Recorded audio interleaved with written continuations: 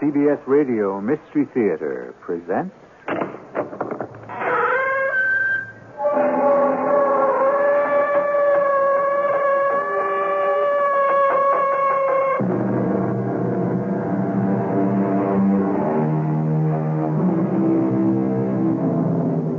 Come in. Welcome.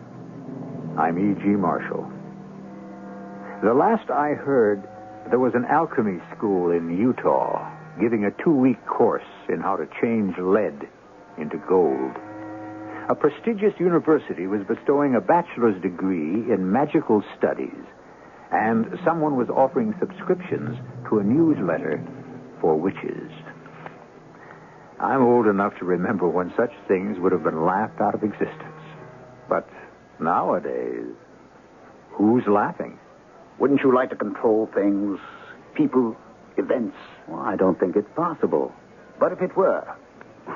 Then I guess I'd like it. Of course you would. So would I. So would everyone. No one wants to admit it. No one has the courage. But we all think about it. Lust after it day and night. It's our God and our goal. Power.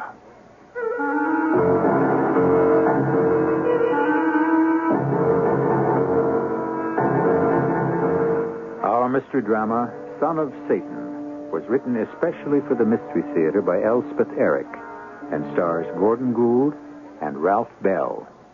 It is sponsored in part by Buick Motor Division. I'll be back shortly with Act One.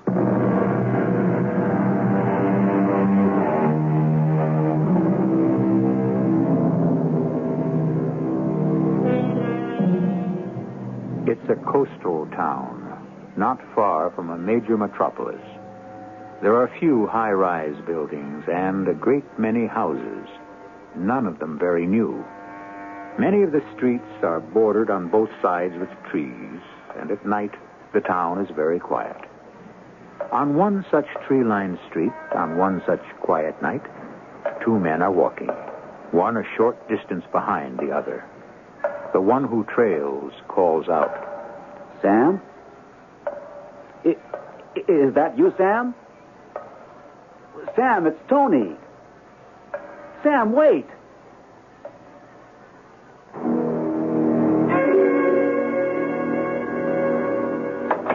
I'm home. You home? I'm in the kitchen. Well, get yourself in here. I have to put something in the oven first. I've got something to tell you. In a minute. I'll make us a couple of drinks. Okay. You're going to need one. I am. Why? Well, get yourself in here and I'll tell you. Well, dinner will be ready in about half an hour. Here's your drink. Thank you. Sit down. Must I? You'd better. All right. I am seated. Guess who I saw tonight? Guess whom I saw tonight. Oh, don't quibble. A professor should mind his grammar, and when he's wrong, his wife should correct him. All right. Guess whom I saw tonight? Whom? Sam. Sam? That's right. You don't mean Sam Van Camp? The very same. Good Lord. I thought he was dead. I don't know why I thought he was dead. I just sort of pictured him dead. I know what you mean. We hadn't heard from him in, well, at least 5 years. Just seemed logical that he'd be dead. Well, for heaven's sake, where did you see him? On La Costa Street. On that nice old street with all the nice old houses. How is old Sam? I don't know. I didn't get to speak to him. Why not? Well, it was getting dark, and at first I wasn't sure it was him. It was he? He, him. Then he went under a streetlight, and I was sure. So I called to him, but he kept right on going. Well, maybe he didn't know who you were. I said, Sam, it's Tony. He must have heard me. He can't still be mad at you, can he? After 5 years? Sam was never really in love with me anyway. He just thought he was. Actually, I'm not sure he even thought he was. He was just upset because we broke up our little menage at the beach house. He liked that little menage. Well, so did I. And so did you. Yeah. Swimming all day, surfing. Playing records all night, dancing. An occasional seance. It was fun. Then you and I grew up and Sam was left out. That's all it was. I wonder why he didn't stop when I called out to him. Oh, thinking about something else, probably. You know how Sam always was. Yeah, slightly kooky. Slightly. All the same, that year at the beach was a good year. One of the best. I'd like to see the old dude again. Find out what he's been up to. Do you think he lives on La Costa? I think I saw him turn in at one of those old houses. Of course, it was getting dark. He could have been visiting someone. Yeah. Why don't you drift over there sometime and find out? I think I will. Yes, I will.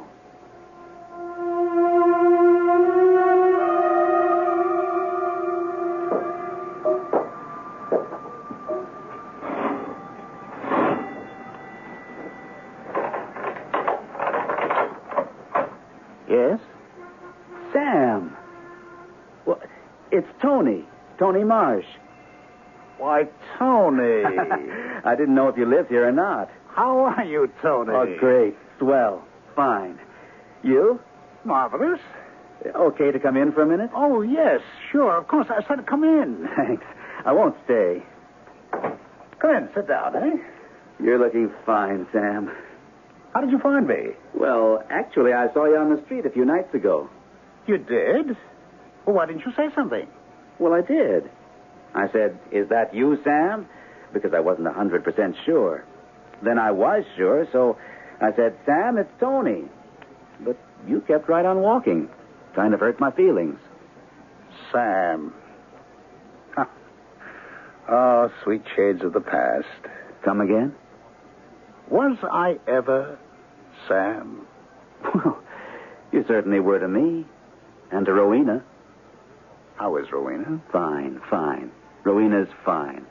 She wanted to be remembered to you if I could track you down. Oh, sweet Rowena. We got married, you know, Rowena and I. Well, I thought you might. It seemed inevitable. Well, we did. Tony, I'm terribly sorry I hurt your feelings the other night. Oh, that's all right. Rowena said you probably had your mind on something else. Oh, I did. Well, then? I always have my mind on something else. Something important? Oh, must have been if you didn't hear me. Oh, very important. Extremely important. In fact, I can scarcely think of anything more important. Care to tell me what? Perhaps in due time. Perhaps not. Tony, that's not the reason I didn't answer you when you spoke my name. No? You mean you really were snubbing me? Oh, no. You see, it's so long since anyone's called me Sam, I'd quite forgot it was my name. Really? Quite forgot. Old Sam has passed into oblivion. Well, what do you call yourself now? Cato. Cato? Cato Van Camp. Do you like it? Well, sure, yeah. But then I liked Sam all right, too. It didn't sound right after... After what? After I took the left-hand path. What's that? Left-hand path. Oh, well, if you don't know, then you just don't know. You could explain. It's all so difficult. It covers so much territory. How can I explain if you don't already know? If I already knew, you wouldn't have to explain. Ah, how right you are, how right. Well, Tony, after our frivolous year at the beach, we were no more than a tree, no? You, Rowena, and I. I know. I shudder to think how callow we were, how unripe. I guess we were. Even if you and Rowena hadn't fallen in love, I couldn't continue with that sort of existence. So what did you do? Remember when we used to talk, the three of us, about the age of Aquarius? Yeah? Well? And do you know how we bring about this golden age? Do you know how we prepare ourselves? Well, no, I don't. By blatant gratification of our egos. That's how. Oh? And do you know how we gratify our egos? No. By surrendering ourselves to ourselves. Sam, I don't think Cato. Oh, excuse me, Cato. I don't think I dig this sort of thing. Frankly, I don't know what you're talking about. Look, my friend, what is it we all want? The best of us, the worst of us, the highest, the lowest, the richest, the poorest. What do we all want? Money, love, I don't know. Power. Sheer, unadulterated power. Am I right? I don't know, Sam. Cato. Oh, now come now. Of course you know. Wouldn't you like to control things? Well, things like what? Like anything, like everything. People, events, everything. I don't think that's possible. But if it were possible. Well, then I guess I'd like it. Of course you would. Of course. So would I, so would everyone. No one wants to admit it. Like myself, have the sublime courage to confess up to it. We crave it, we lust after it. We think about it day and night. We scheme, we study. It's our God, our solitary goal, power. Sheer, unadulterated power. Just what do you want to do with all this power, Oh, what Cato? difference what we do with it. The thing is to have it. You see, it's the attitude of the alcoholic towards liquor. He has to have it. Has to know it's there. It's his. And after a while, he'll get around to drinking it, I suppose. But for the time being, it's enough to know it's his. Well, that's how we feel about power. Who's we? The sons of Gaia. You never heard of us? I don't think so. Is it a religion? A religion, an art, and a science. I see. I guess I do. You don't really. Ah, poor Tony. You're one of the timid ones. You've probably never committed a sin in your whole life. Oh, I don't know about that. Have you known greed, lust, rage, overweening pride? I think I have. You think you have. If you only think you have, then you haven't. Have you given in to them? I guess mostly I try not to. You see? If you've never given in to them, you've never really felt them. You've never given in to sexual desire. So, well, that. Well, enough about me. How is Rowena? Are you two happily married? Yes. Very happy, yes. Oh, that's sweet. You're not married? Oh, I haven't had time. She'd like to see you sometime. I'm sure she would. Well, we must get together. Maybe you'd come to dinner. Well, why not? Or you could come here. If you can spare the time. Oh, I think I can. My experiment only consumes the daytime hours. Your experiment? I've been working on it for almost a year now. Would you... Well, I don't suppose you'd care to tell me what it is you're working on. Or is it a secret? Well, I don't see any reason why you shouldn't know. We're old friends. It's a homunculus. A what? Don't you know what a homunculus is? No, should I? A homunculus, my dear old friend, is a small artificial man. Like a dwarf. A mannequin. But made by man. The creation of a homunculus is as old as alchemy. It's an ancient art. And this is what you're working on? Creating a homunculus? Of course. Only my homunculus will be possessed of magic powers. This little man, I think he will be no more than 2 feet tall, perhaps less. But he will have the power to rule the world, which is precisely what I intend.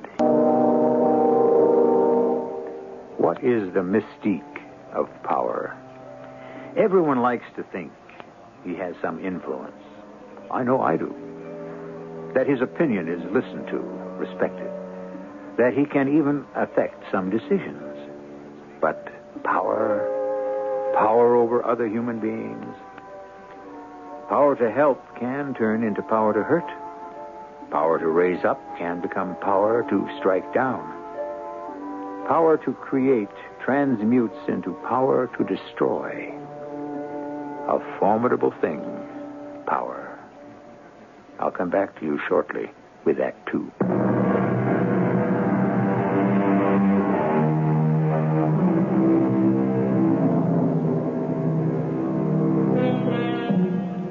Tony and Rowena Marsh have revived their old-time friendship with Sam Van Camp, or as he now calls himself, Cato Van Camp. Their friend from the past has become a member of an exclusive sect called the Sons of Satan, dedicated to the gratification of the ego, chiefly by allowing the ego full expression of its every desire. Cato himself is at work on a project he hopes will terminate in the creation of magic powers. As our second act begins, it is 1 year later. What a marvelous dinner, Rowena. I'm glad you liked it, Cato. Your cooking's changed since the old days at the beach house. Oh, I should hope so. What was that dish we used to eat? Made out of seaweed or something? Kelp. I rather liked it. Roast beef is better. Well, we've come a long way, haven't we? Tony, a professor now. I am a mother. And you, Cato, what would you call yourself? Prophet of the ego, perhaps. Oh, come on now. Moralist of the future. Oh, Cato, really? No, don't laugh. I'm warning you, don't laugh. Well, I wasn't exactly laughing. It's just that... I'm being pretentious. I'm going upstairs and see how the baby is. You two finish your coffee. Okay. Oh, there's some brandy someplace if you want it. Want some? I don't think so. Actually, I disapprove of alcohol. One day we'll have a totally controlled society that will protect us all against drugs, and alcohol will be at the top of the list where it belongs. Drugs are false helpers, treacherous. You never use them? Oh, a pinch of hemlock now and then. Hemlock? Well, that's what they used to kill Socrates, isn't it? I don't take that much, needless to say. In small doses, it's a mind bender, but I don't rely on it. It's too dangerous, like nightshades. I used to raise it in my garden, but I don't anymore. I'm glad to hear that. How would you kindly refrain from calling it a thing? Okay. You're a little man with the magic powers. I'm waiting for a shipment of cordite. They're late with it, and it's holding me up. But your prospects look good, do they? For giving birth? Just what do you mean by that? I mean, one day soon you'll have your homunculus. You have your baby. My what?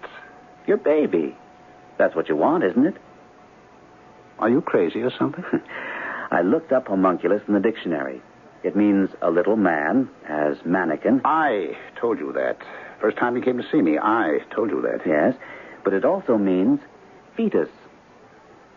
Fetus? That's what the dictionary says. You have your baby. Rowena's had hers. Now it's your turn.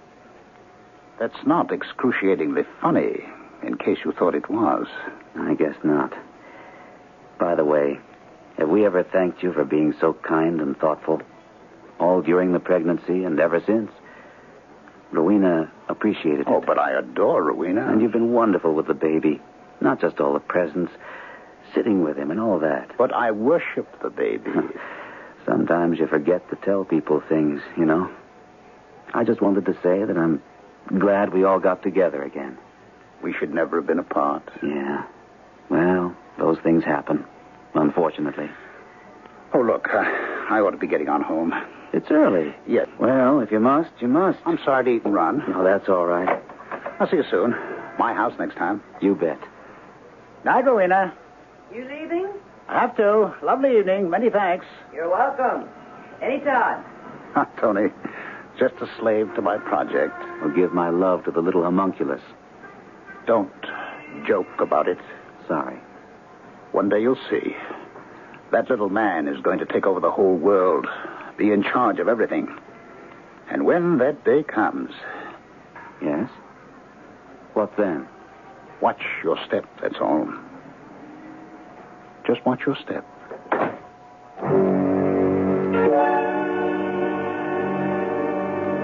Ed? I don't much feel like it, and that's the truth. I had to get my own breakfast. Big deal. Oh, you sick? I don't know.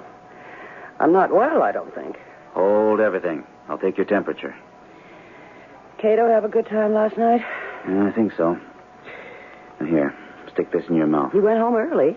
Oh, something about a shipment of cordite that was supposed to arrive and didn't. Cordite? Part of his scientific project, so-called. The homunculus thing. Oh, that. I made a little joke about it. He didn't much like that. Hmm? I can't blame him. It wasn't much of a joke. But he sure takes that thing seriously. I told him homunculus also meant fetus, have his baby.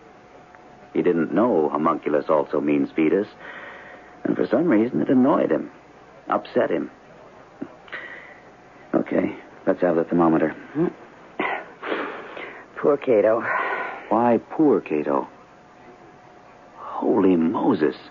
You've got a fever, you know that? What is it? 101 and 2/10. Must be the flu.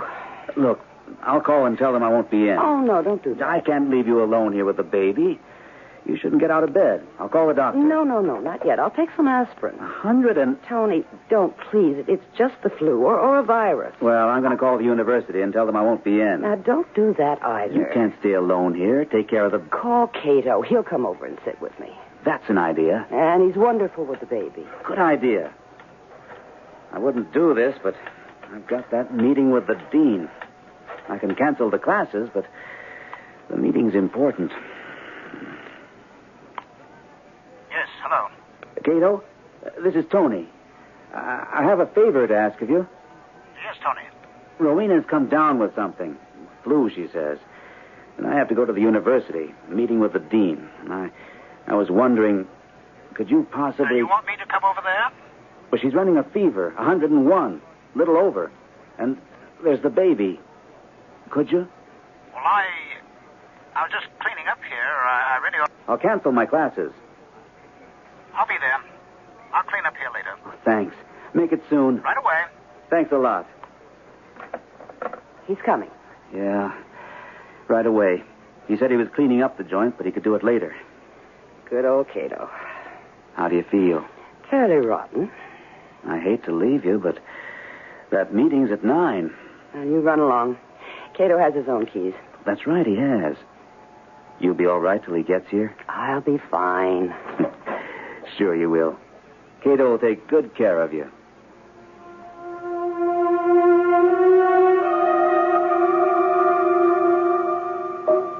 Rowena? That you, Cato? Yes, love. So good of you to... Now, everything's going to be fine and dandy. How do you feel? Not so good. This your thermometer? I just took my temperature. It's gone up 103. Oh, dear. Maybe I should call the doctor. Oh, no, not yet. Well, I'll call Tony. No, don't. He'll be home in a little while. Well, I brought you an ice pack and a thermos full of fresh orange juice. Could you drink some? Maybe. And I brought you a little pill to relax your nerves, help put you to sleep. Here we go. Oh, okay. Oh, dear. The baby's crying. No. You just lie back and I'll go see what's the matter with him. If anything, which I doubt, you just relax now, you hear? Mm-hmm. What's the matter, little man? You want to be picked up? Well, come on. That's it. Now. Caramundo, fail. Marlo canik tarumano, keen. Cato, what are you singing? Oh, just improvising, love. Now go to sleep. Saretosi, Santa Manta, Lone, Criptomanto,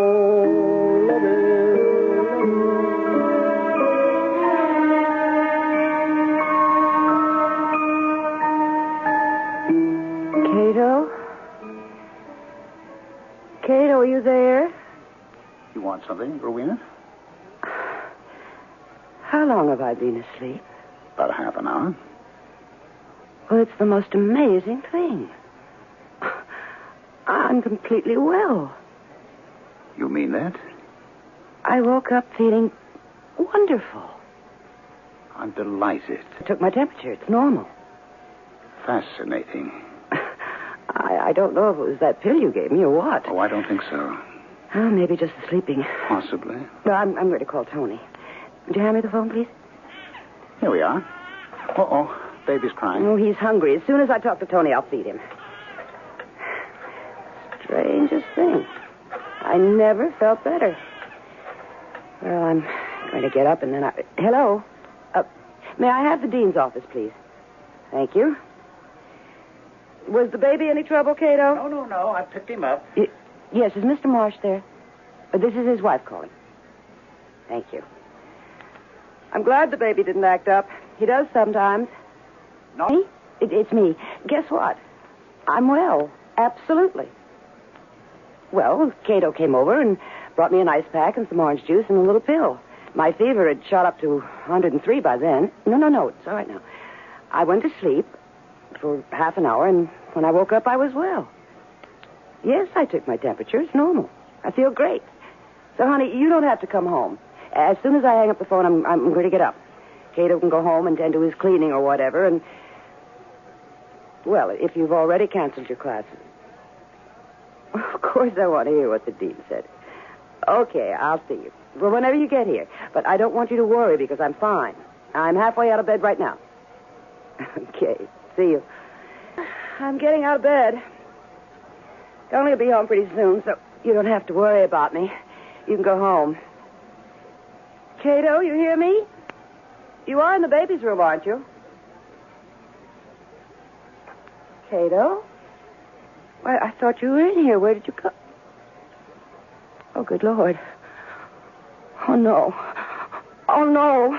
No!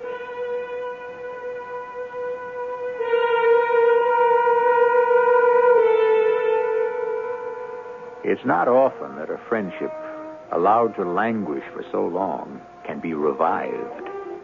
Circumstances change. Interests change. The status of one or another shifts.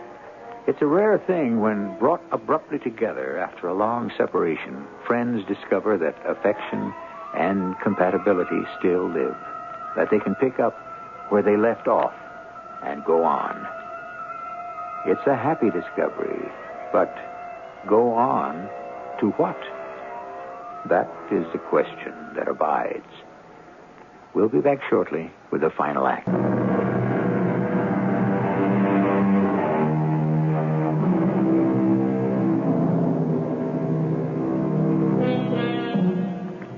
Reunited in friendship after a 5-year separation, Tony and Rowena Marsh are enjoying the company of Cato Van Camp.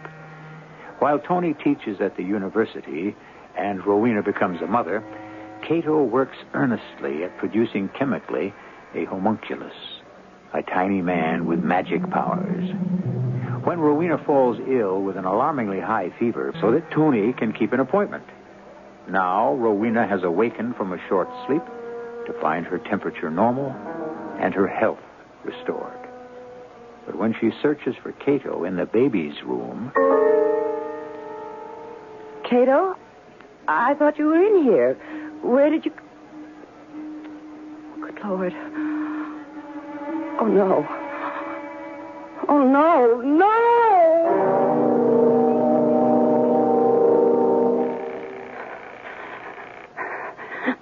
Answer, damn you, Cato. Answer the phone. Oh, you've got to be there. If you're not, where are you? Where have you... Oh, Tony, please. Come home, please come home. Be here. Operator, get me the police. No, never mind, don't. Oh, Tony, you said you were coming home. I need you. Tony, is that you? Oh, Tony. Hey, what's this? The baby's gone. What are we going to do? Oh, now, wait a second. Calm down. The baby's what? He's gone, disappeared, vanished. He couldn't. Cato took him. Oh, I don't... Are you sure? Now, wait now. The baby is gone, and Cato is gone. I have looked all over this house 4 times. They are both... When I talked to you, you said you felt wonderful. I did. Cato came over and gave me a pill and some orange juice, and I went to sleep. But by that time, my fever was way up, but I told you all that on the phone. Well, where was Cato when you called me? He was in the baby's room. The baby had cried. I knew he was hungry, and I felt so good by then that I said I'd get up and feed him as soon as I talked to you.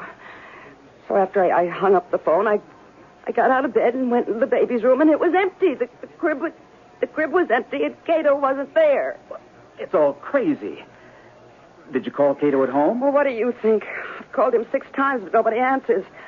I was half out of my mind, and I started to call the police, but then I thought I'd wait till you got here. Yeah. What are we going to do? Well, I don't like to call the police right away. Cato has my child. Anything? We've been seeing him for a year. He's never done anything. How do we know what he does when he's not with us?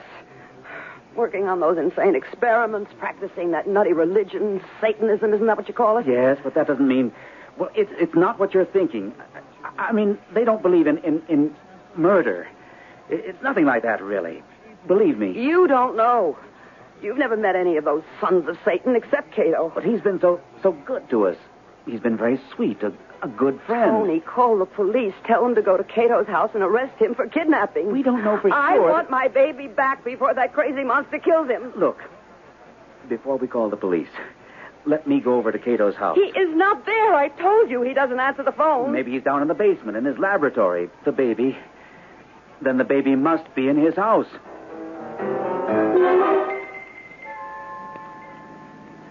End of the block, driver. Last house. This is it. Here. Keep the change. Come on. Tony, look. What? The basement window's all smashed. Blown out. It looks like there's been an explosion. In the laboratory. Do you think the baby is... I don't know. I don't know. If anything has happened to my child, Well, hang on. We'll find out. Tony, break it down. Break the door down. Okay. Stand to one side. This won't be hard. In the basement. Do you think he's dead? I don't know. How should I know? The baby, Tony. This is the door to the basement. Are you going down there? Yes. Now, wait a minute. You hear something? No. Yes. It sounds like someone sweeping. Yeah. Cato? It could be. Cato? Cato? Are you down there? What? It's Tony. Tony and Rowena. Is that you down there? I'm cleaning up. Would you mind coming up here for a minute? We have something we want to ask. There you are. Hello. Cato, where is the baby? Upstairs. He's here? Upstairs in my bedroom. Is he all right? Certainly. Oh, I'm going upstairs to get him. Rowena, upset? Look, let's you and I sit down for a minute, okay? Well, sure. I ought to finish sweeping up in the basement, but I guess that can wait. What happened down there? An explosion. That's what it looked like from outside. Remember last night I told you I had to get home to check on a shipment of cordite? Yeah, I remember you telling me that. And that's why I left so early, right after dinner. Well, the cordite was here when I got home, and I already had a good supply of fulminate of mercury. I thought I'd take the next step. The decisive step in my experiment. You mean the... Sincere. I know you are. A little man who can rule us all with magic. It's a beautiful concept, don't you think? What happened when you got home? Well, I still don't know what I did wrong. Perhaps I was tired, or perhaps all my calculations had been in error from the very start. I really don't know, but there was an explosion, and the laboratory was wrecked. Cato, when I called you this morning and asked you to come over and stay with Rowena, you said you had a lot of cleaning up to do. Was this what you meant? The laboratory? Yes, I felt very badly about it. So much work, so much planning, so much thought. You came to my house anyway. Oh, I could clean up any time. I couldn't possibly start over. I don't have the money. I don't have the heart. You know? So, you came to my house, and then what? Well, Rowena was very, very sick. You shouldn't have left her, Tony, or the baby. I know. I took Rowena an ice pack and some orange juice and a little tranquilizer, and she went to sleep. I sang to the baby, and he went to sleep. And when Rowena woke up, she was well. The fever had disappeared. I know. She called me, told me. Well, while she was talking to you, it dawned on me. The baby had done it. The baby had made Rowena well. Homunculus, you see? Cato, that was wrong. Wrong? The baby belongs to us. I can't keep it? No. Not even for a little while? No. Oh, well. I suppose somewhere there's another tiny little man with magic powers I just have to find him. Have you given up your idea about the homunculus? Well, not completely. Someday, if I can find some money, if I have the heart for it, perhaps. Someday. I'm really sorry you can't. You would. And I'd have taught him magic. And one day, who knows? He might have ruled the world. Cato. Are you ready to go home, Tony? Yes. Rowena, Yes, Cato. you look very beautiful holding the baby like that. The baby looks very happy. Oh, maybe he's better off with you and Tony than with me.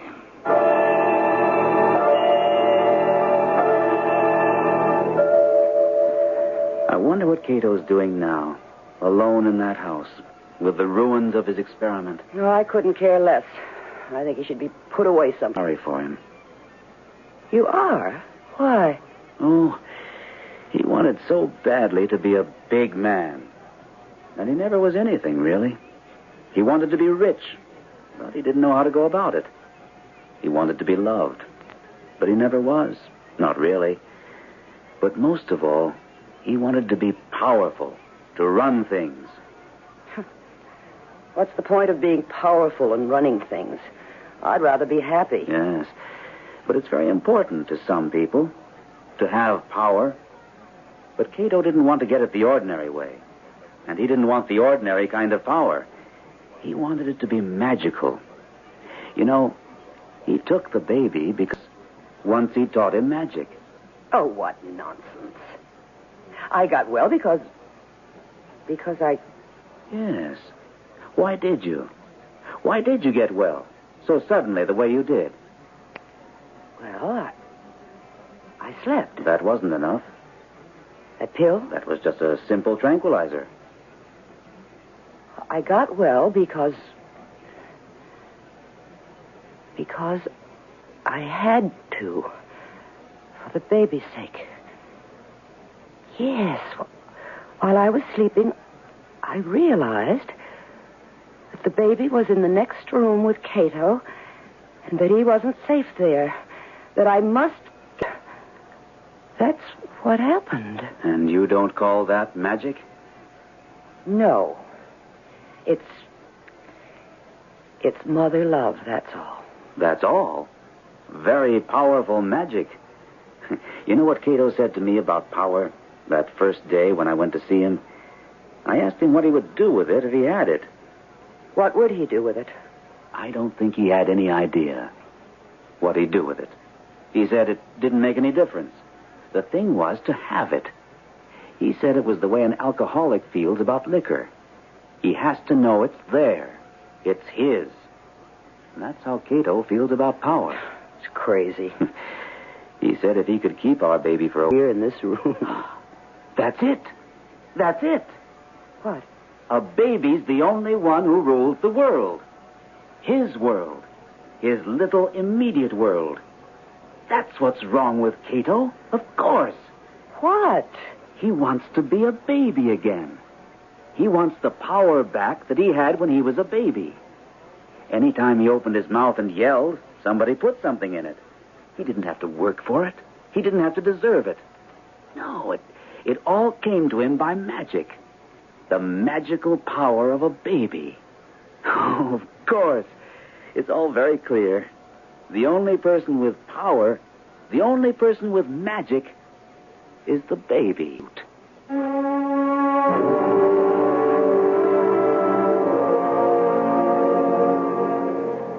The tyranny of the baby lasts only a little while. All too soon, the little king is asked to give up his absolute power. With smiles or threats or tears, we coax or frighten or blackmail him into becoming tame and civilized. No wonder he rebels. No wonder he can never desert completely the world where his cry was law. The degree to which he can relinquish the memory of it is the degree to which he conforms to our reality. I'll be back shortly.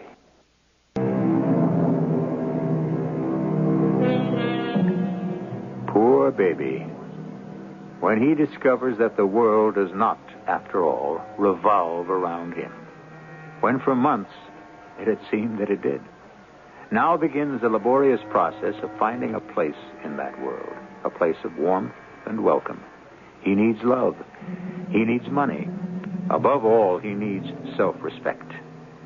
Without these things, he will not find his proper place in the world. In fact, he will feel himself forever in terrible danger of falling off it. Our cast included Gordon Gould, Joan Lovejoy, and Ralph Bell. The entire production was under the direction of... For another adventure in the macabre. Until next time, pleasant dreams.